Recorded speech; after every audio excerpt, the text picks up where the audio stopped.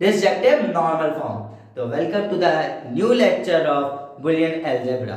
Boolean algebra के इस lecture में आज हम डिसजंक्टिव नॉर्मल फॉर्म का कन्वर्जन सीखने वाले हैं। मतलब कोई भी हमारे पास इक्वेशन है उसे डिसजंक्टिव नॉर्मल फॉर्म में कैसे बदलते हैं।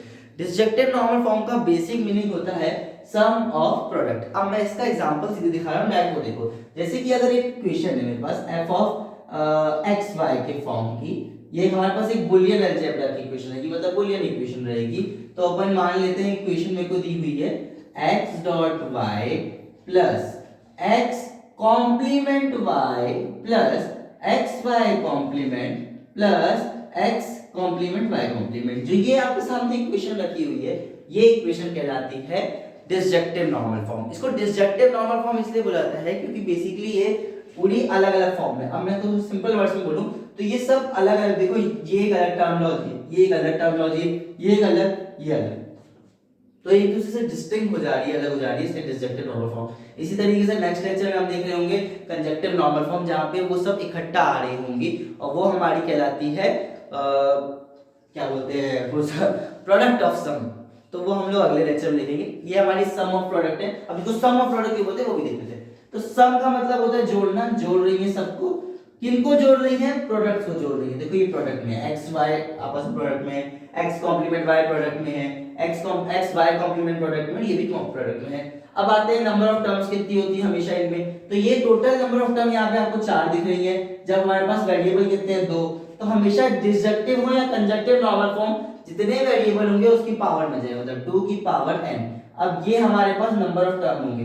अगर मेरे पास यहाँ 2 वेरिएबल थे, 2 का पावर 2 यानी 4 टर्म्स हो जाएंगे। अगर 3 वेरिएबल, 2 का पावर 3 यानी 8 टर्म्स उसमें होने चाहिए। इस तरीके से होता है। अब आते हैं डायरेक्टली से कुछ क्वेश्चन देखते हैं सिंपल सा, कि आप कैसे किसी को भी बदलोगे, और उन क्वेश्चन को देखते देखते साथ में अपन डील कर लेंगे और ज्यादा कॉन्सेप्ट इसकी डिटेल में। जैसे एक सवाल के साथ स्टार्ट कर रहा हूं मैं अभी।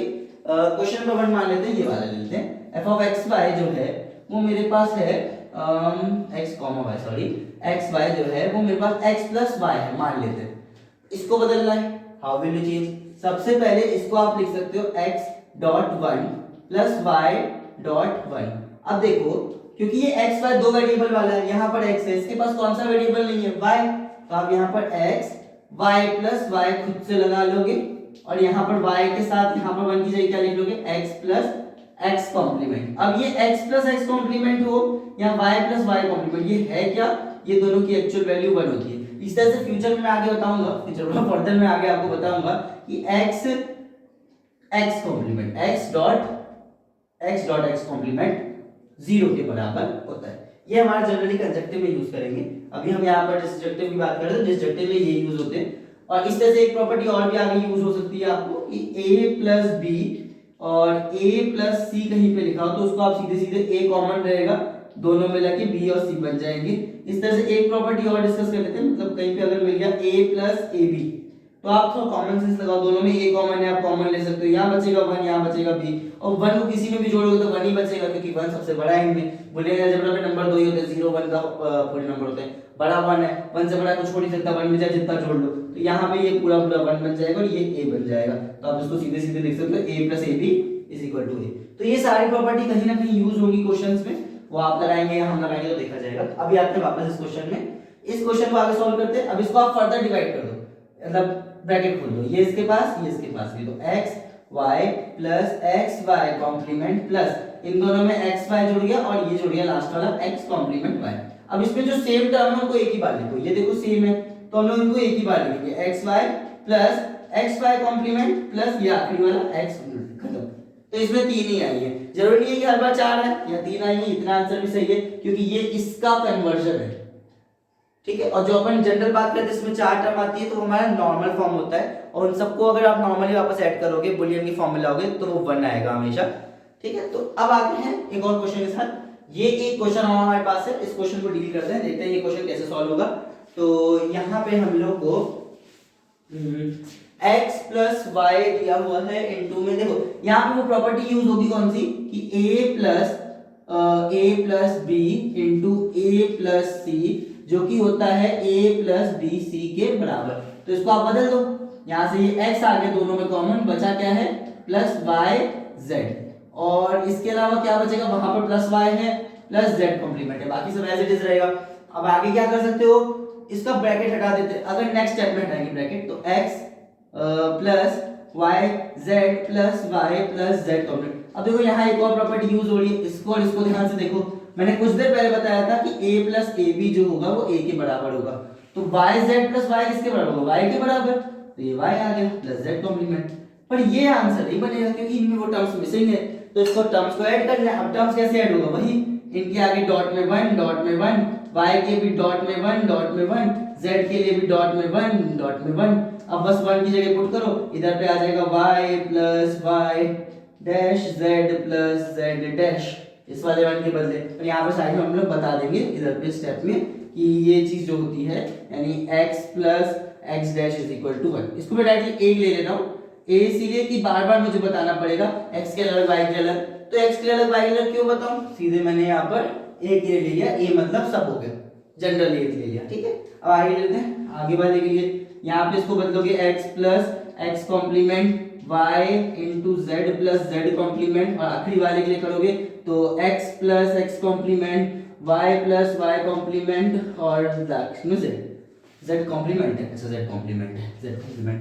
अब इसको सॉल्व करना चालू करते हैं। अब इसको x को रहने दो, अंदर वाले ब्रैकेट को पहले खोला, yz plus yz complement plus y complement z plus yz complement plus यहाँ पर इसको खोला तो x y plus x complement y, दूसरे ब्रैकेट में z प्लस z कॉम्प्लीमेंट, इसको खोला तो x सब सही जा रहा है x y, हाँ x y plus x Y complement plus x complement y plus y complement x complement into में जेड। अब इसको वापस सॉल्व करते हैं आगे।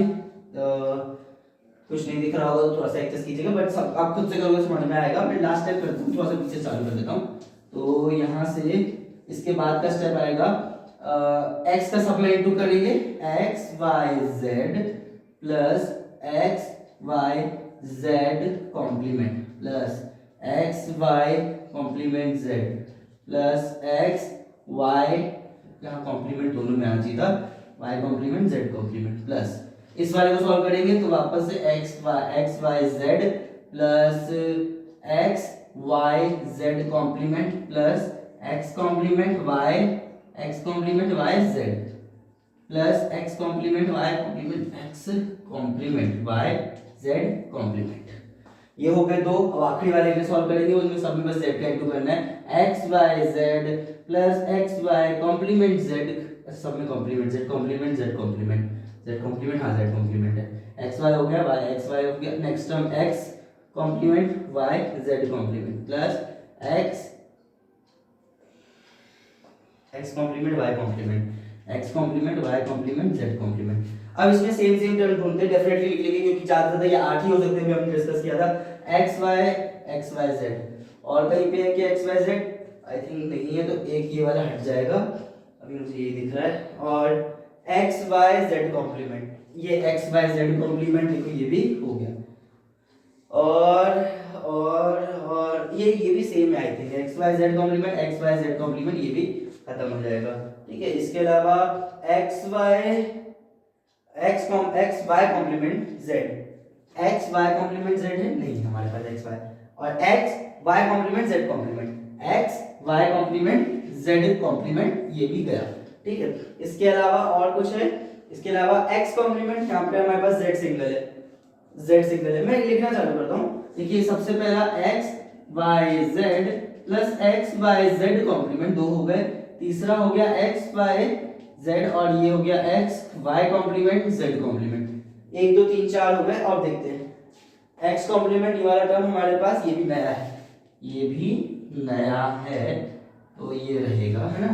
और अगला वाला है x complement y z complement, ये भी आई थिंक नया ही है क्योंकि जेड कॉम्प्लीमेंट वाला एक टर्म ये है तो ये भी एक नया टर्म ही है, तो इसको भी हम लिखेंगे एक्स वाई जेड कॉम्प्लीमेंट। आगे क्या है हमारे पास एक्स कॉम्प्लीमेंट वाई, ये देखो सेम हो गया, ये कट गया, लास्ट में तीनों में कॉम्प्लीमेंट लगा है, तीनों में कॉम्प्लीमेंट वाला भी एक भी टर्म नहीं है, तो तीनों में कॉम्प्लीमेंट वाला ये टर्म आ जाएगा ये। अब हमारे पास कितने टर्म आ गए, 1 2 3 4 5 6 7, तो ये 7 टर्म्स में पूरा बट गया। बाकी अब इसमें कुछ चीजें कॉमन हो गया, खत्म हो पाए तो वैलेंट रूप से नहीं होगी, क्योंकि फिर खत्म होगी तो दिक्कत हो जाएगी, क्योंकि ये चीज इतने में ही एंड होनी चाहिए। 1 2 3 4 डिसजंक्टिव नॉर्मल फॉर्म है, ये डिसजंक्टिव नॉर्मल फॉर्म है। 1 2 3 4 सही है, 5वां 6वां और 7वां। ठीक है, तो ये रहा डिसजंक्टिव नॉर्मल फॉर्म, और यहाँ पे ये लेक्चर कंप्लीट होता है। इस लेक्चर के लिए अभी पे यहीं पे रुकते हैं। आपको कोई और क्वेश्चन में डाउट है तो आप कमेंट सेक्शन में या किसी और माध्यम से हमसे पूछ सकते हैं। डिसजंक्टिव नॉर्मल फॉर्म का एक क्वेश्चन कंप्लीट होता है, एग्जाम्पल मैंने समझा दिए, और कुछ नहीं तो बताइएगा। अगले वीडियो में मिलते हैं कंजंक्टिव नॉर्मल फॉर्म के साथ।